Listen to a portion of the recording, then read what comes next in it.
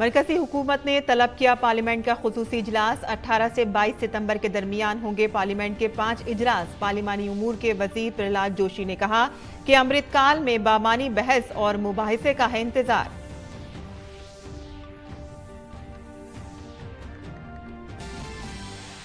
Article 370 की समाअत के दौरान मरकजी हुकूमत ने सुप्रीम कोर्ट को किया आगाह। हुकूमत जम्मू कश्मीर में किसी भी वक्त इंतखाबात कराने के लिए है तैयार। मुकम्मल रियासत का दर्जा बहाल करने पर हो रहा है काम। कहा कि 2018 के मुकाबले दहशतगर्दी में तकरीबन आधी कमी, दरअंदाजी 90% कम, पथराव तकरीबन खत्म। वज़ीर आज़म के ओहदे पर चल रही कशमकश के दरमियान आज से मुंबई में अपोजिशन इत्तेहाद की 2 रोज़ा मीटिंग के लिए रहनुमा मुंबई पहुंचना शुरू। महाराष्ट्र में हुक्मरान नेशनल डेमोक्रेटिक अलायंस की भी आज मुंबई में मीटिंग।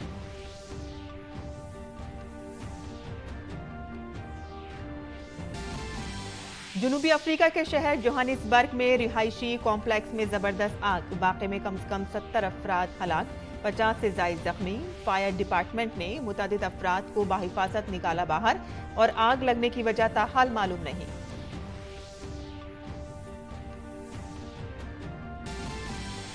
और एशिया कप क्रिकेट में आज श्रीलंका और बांग्लादेश के दरमियान मुकाबला जारी। दोनों ममालिक जीत के साथ मुकाबले में करना चाहेंगे अच्छी शुरुआत।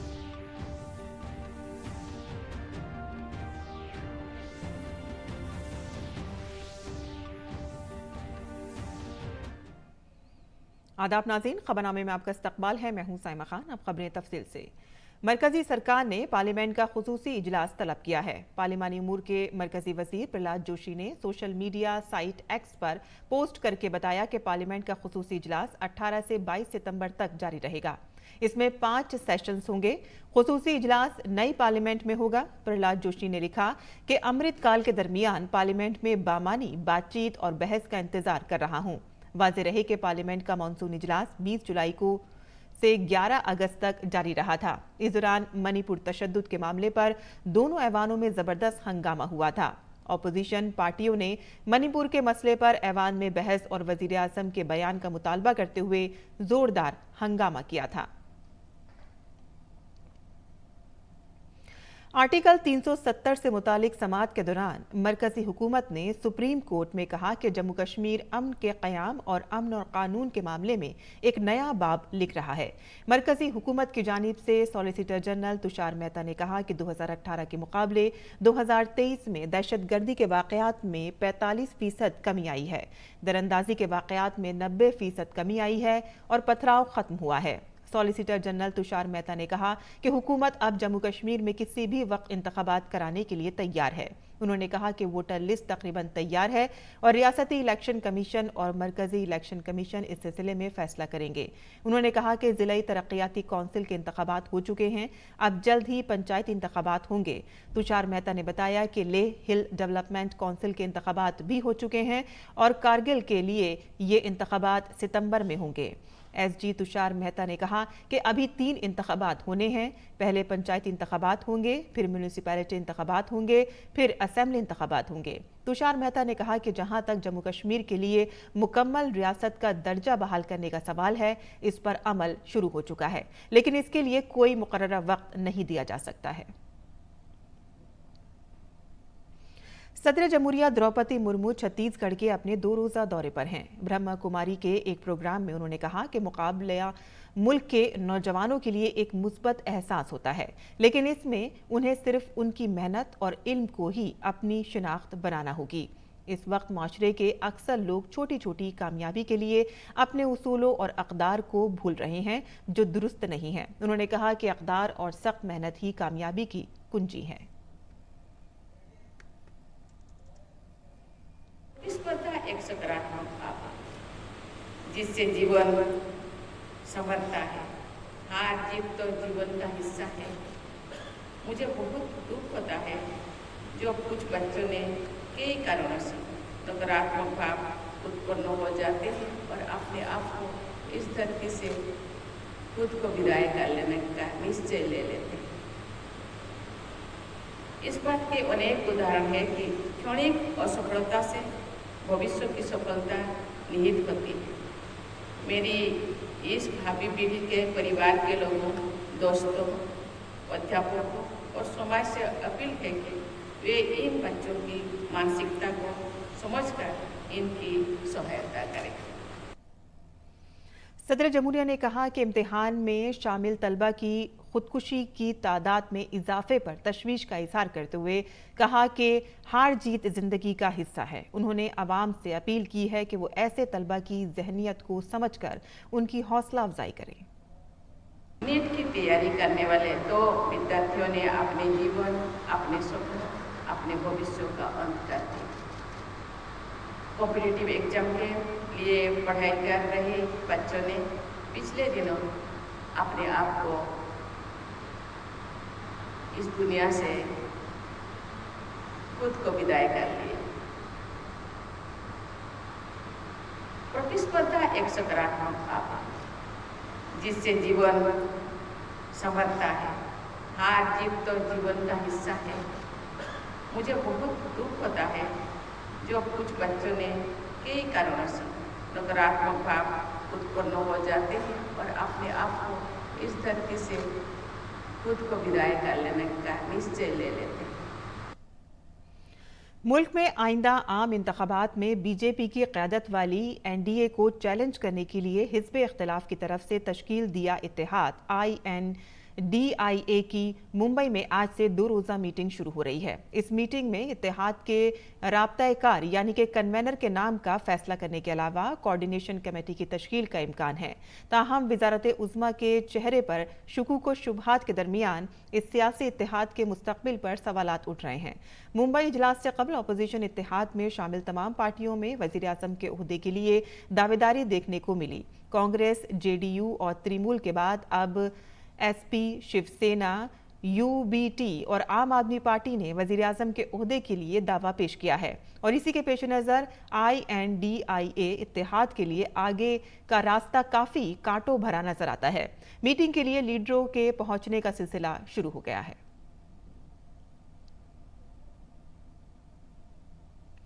भारतीय जनता पार्टी के तर्जुमान संबित पात्रा ने आज मुंबई में हो रही मीटिंग पर कहा है कि ऑपोजिशन के पास न पॉलिसी है, न लीडर है, न नीयत है। उन्होंने कहा कि वज़ीर आज़म के उम्मीदवार के ओहदे के लिए कोई मुकर्रर चेहरा नहीं है। ऑपोजिशन में सभी वज़ीर आज़म बनना चाहते हैं। न नीति है, न नेता है, न नीयत है।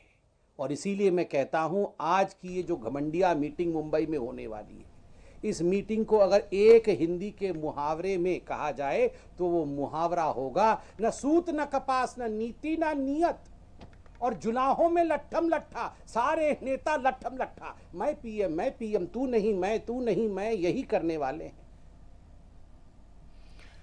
और बीजेपी लीडर संबित पात्रा ने कहा है कि इस इत्तेहाद की मीटिंग आज मुंबई में हो रही है। इस मीटिंग पर उन्होंने क्या कहा है, आइए सुनते हैं। आज की ये जो घमंडिया मीटिंग मुंबई में होने वाली है, इस मीटिंग को अगर एक हिंदी के मुहावरे में कहा जाए तो वो मुहावरा होगा न सूत न कपास, न नीति न नीयत, और जुलाहों में लट्ठम लट्ठा, सारे नेता लट्ठम लट्ठा, मैं PM, तू नहीं मैं, यही करने वाले हैं। और मुंबई में अपोजिशन इत्तेहाद की मीटिंग के जवाब में आज NDA की मीटिंग भी होगी। ख्याल रहे कि दोनों इत्तेहाद की ये मीटिंग मुंबई में हो रही है और NDA मीटिंग में मजीद हिकमत अमली पर तबादला ख्याल होने का इम्कान है। इस मीटिंग में महाराष्ट्र के वजीर आला और शिवसेना के एकनाथ शिंदे, BJP और NCP के अजीत पवार खास तौर पर मौजूद रहेंगे।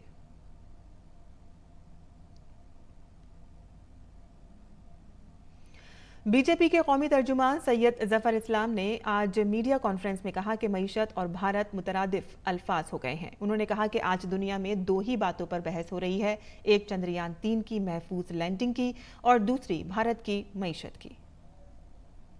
तो देश की अर्थव्यवस्था और भारत ऐसा लगता है सिनोनिम है।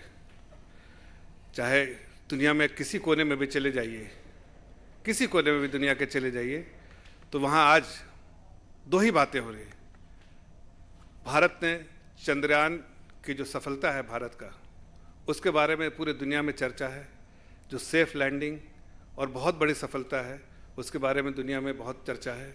और दूसरी भारत की अर्थव्यवस्था के बारे में बहुत चर्चा है।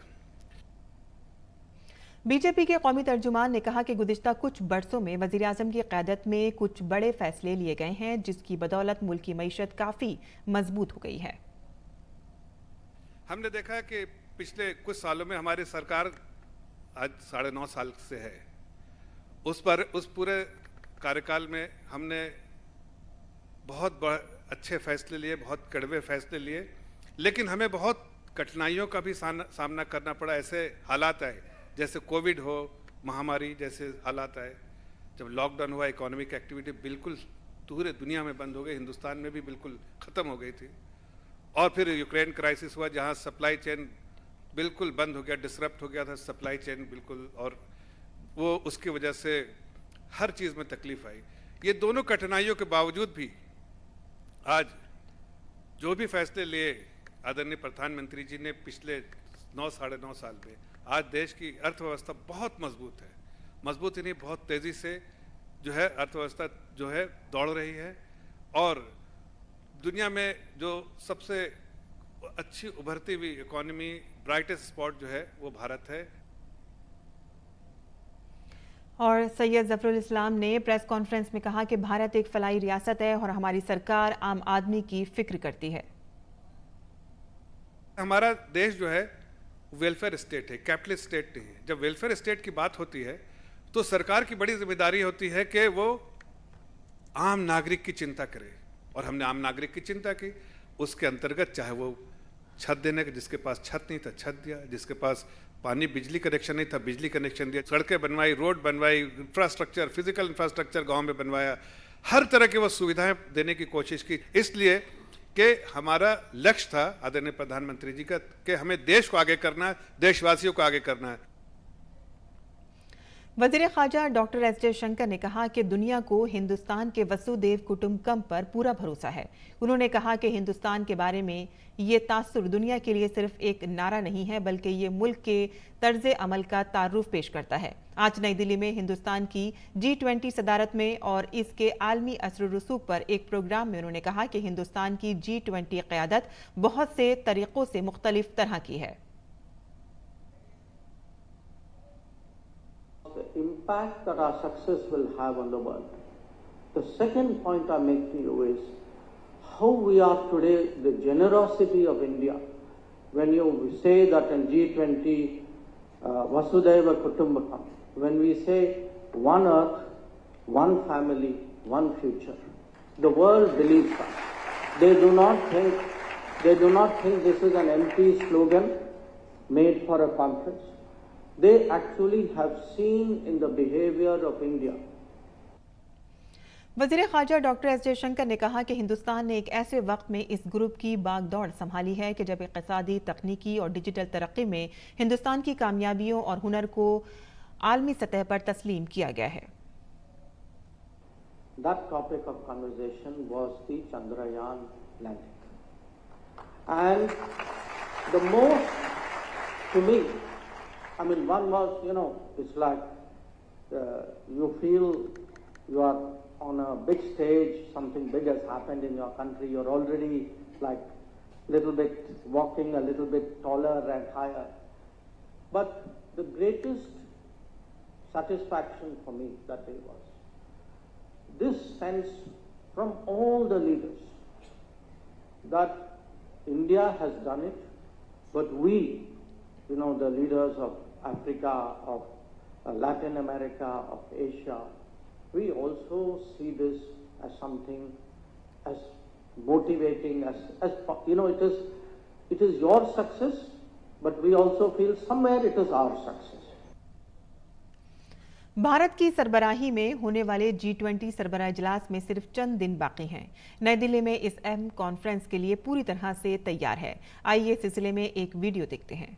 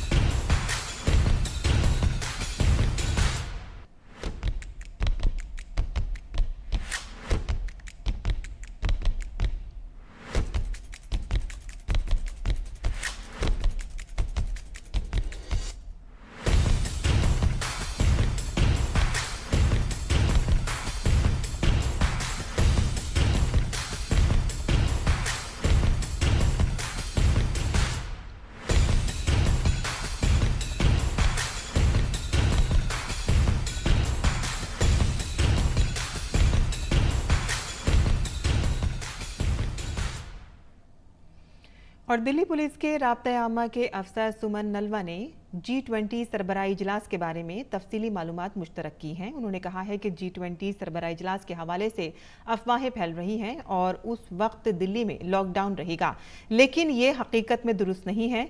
क्या कुछ उन्होंने कहा है, आइए हम देखते हैं।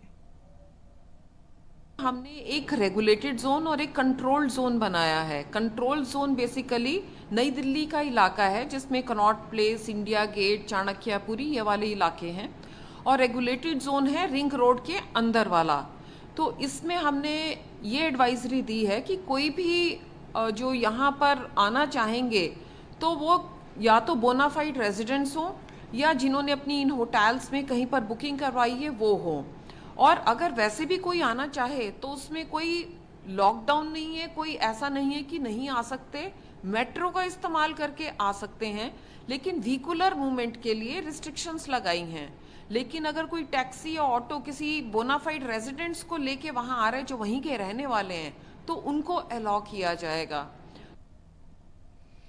नायब सदर जमहूरिया जगदीप धनखड़ कल मुंबई का दौरा करेंगे। वो मजगांव डाक शिप बिल्डर्स लिमिटेड में बनाए जा रहे जंगी जहाज महेंद्रगिरी की इफ्तिताई तकरीब में मेहमान खुसूसी होंगे।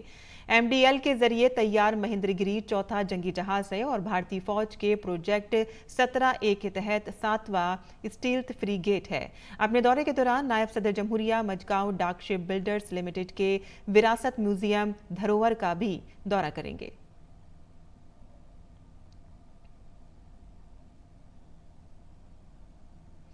वज़ीर-ए-आज़म मोदी के जरिए मेक इन इंडिया स्कीम के आगाज के बाद मुल्क में इलेक्ट्रॉनिक्स मैन्युफैक्चरिंग में जबरदस्त इजाफा हुआ है।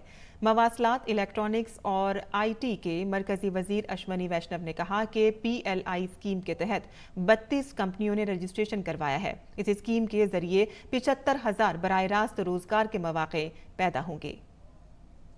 Honorable Prime Minister's vision of Atmanirbhar Bharat and Make in India has created such a strong attraction for the entire world that the global manufacturing companies are coming to India, developing products here, manufacturing products here, and we have seen the success of the mobile industry. 32 companies have applied for manufacturing in India from Make in India under the PLI 2.0 scheme for IT hardware. We are very overwhelmed by the response. It's a very good response.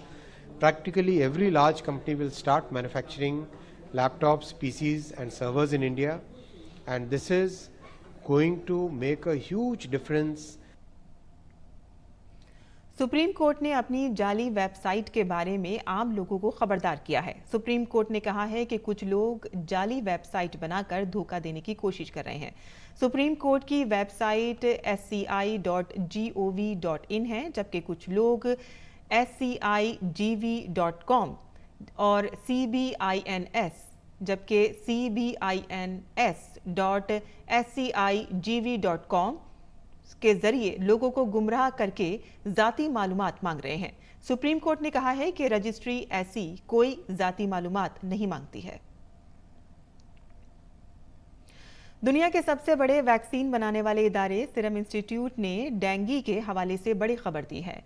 Company के chairman Cyrus Poonawalla ने ऐलान किया है कि company 1 साल के अंदर dengue की वैक्सीन लेकर आएगी। पूनावाला ने कहा है कि 1 साल के अंदर डेंगू का इलाज और वैक्सीन तैयार कर ली जाएगी। अहम बात यह है कि सीरम इंस्टीट्यूट एक तवील अरसे से डेंगू वैक्सीन पर काम कर रहा है और इससे मुतालिक कई ट्रायल हो चुके हैं। पूनावाला ने कहा है कि डेंगू की जो वैक्सीन तैयार की जा रही है वो वायरस की 4 अक़साम के खिलाफ मौसर साबित होगी। दरहकीकत इस बीमारी की 4 अक़साम की वजह से वैक्सीन तैयार करने में इतना वक्त लग रहा है। अगर वायरस का सिर्फ एक स्ट्रेन हो तो वैक्सीन तैयार करना आसान होता है और हाल ही में सीरम इंस्टीट्यूट की एक रिपोर्ट में यह नतीजा अखज़ किया गया है कि बालिगों में डेंगू वैक्सीन की एक खुराक महफूज और अच्छी तरह से काबिल बर्दाश्त थी। इसे मजीद मौसर बनाने के लिए मुसलसल काम किया जा रहा है। आलमी इदारा सेहत के अदद-ओ-शुमार के मुताबिक दुनिया भर में हर साल डेंगू के 10 करोड़ से ज़ायद केसेस सामने आते हैं और इसमें मुब्तला मरीजों की बड़ी तादाद का ताल्लुक अफ्रीका और एशिया के ममालिक से है। भारत में हर बरसात के मौसम में डेंगू के केसेस में इजाफा होता है।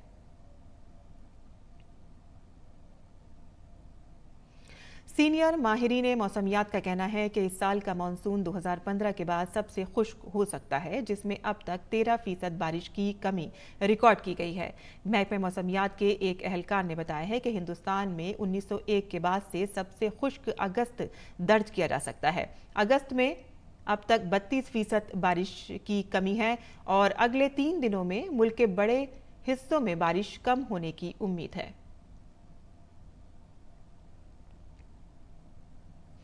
आर्टिफिशियल इंटेलिजेंस हमारी जिंदगी के हर शोबे में जगह बना रहा है और अब ये इंसानी जहन को पढ़ने जैसा मुश्किल काम भी आसानी से करेगा। दरअसल सिंगापुर में मुहक्किकीन का ख्याल है कि उन्होंने एक ऐसी तकनीक तैयार की है जो दिमाग को पढ़ने के काम आएगी। इस टेक्नोलॉजी का नाम माइंडविस है और आइए देखते हैं ये दिलचस्प रिपोर्ट। क्या हमारे दिमाग को आर्टिफिशियल इंटेलिजेंस के जरिए पढ़ा जा सकता है? शायद हाँ। दरहकीकत सिंगापुर की नेशनल यूनिवर्सिटी के मुहक्किकीन का मानना है कि उन्होंने एक ऐसी टेक्नोलॉजी तैयार की है जो जहन को पढ़ने के मुश्किल काम को अंजाम देगी, जिसका नाम माइंडविस है। ये ली रोलिन हैं जो इस तहकीक में अपना ताउन दे रही हैं। वो इस वक्त अपने दिमाग को स्कैनिंग के लिए तैयार कर रहे हैं। माइंडविस कंप्यूटर्स को अपने ख्यालात को पढ़ने और उन मनाजिर को दोबारा तख्लीक करने की इजाजत देगा जो वो देख रहे हैं। मुझे ये जानने में दिलचस्पी है कि मेरा दिमाग क्या आउटपुट दे सकता है और मैं क्या सोच रहा हूँ, इसीलिए मैंने इस तहकीक में हिस्सा लिया। ली उन 58 शुरा में से एक हैं जो अपने दिमाग का स्कैन डेटा सेट मुहक्किकीन को फराहम कर रहे हैं। ये टेक्नोलॉजी MRI मशीन में वॉलंटियर के दिमागों को स्कैन करने पर इन्हिसार करती है, जहाँ उन्हें 1,60,000 मुख्तलिफ तस्वीर के राब्ते में लाया जाता है। अब ये जहन पढ़ने वाला AI माइंडविस दिमाग को स्कैन करने के साथ साथ तस्वीरों से जुड़ता है और हर शुरा के लिए एक जाती नौयत का AI मॉडल बनाता है। जरूरी डेटा इकट्ठा करने के बाद हम आपके लिए एक जाती नौयत का AI मॉडल बना सकते हैं और ये एक मुतरजिम की तरह होगा। ये आपके दिमाग की सरगर्मी को उसी तरह समझ सकता है जिस तरह चैट GPT इंसान की कुदरती जबान को समझता है। Natural languages. ये तजर्बा अभी तक आम लोगों के जहनों को पढ़ने के काबिल नहीं है, क्योंकि साइंस फिक्शन फिल्मों के मनाजिर के बरअक्स ये AI सिस्टम सिर्फ इनफरादी शुरा के लिए बनाया गया है। ब्यूरो रिपोर्ट, उर्दू खबरें। और गैर मुल्की खबरों में जनूबी अफ्रीका के शहर जोहानिसबर्ग में आग लगने से 70 से ज़ायद अफराद के हलाक होने की इत्तला है। मरने वालों की तादाद में इजाफा हो सकता है। इस वाक़े में 50 से ज़ायद अफराद जख्मी भी हुए हैं, जिन्हें अस्पताल में दाखिल कराया गया है। ये वाक़या जोहानिसबर्ग के सेंट्रल बिजनेस डिस्ट्रिक्ट में पेश आया है।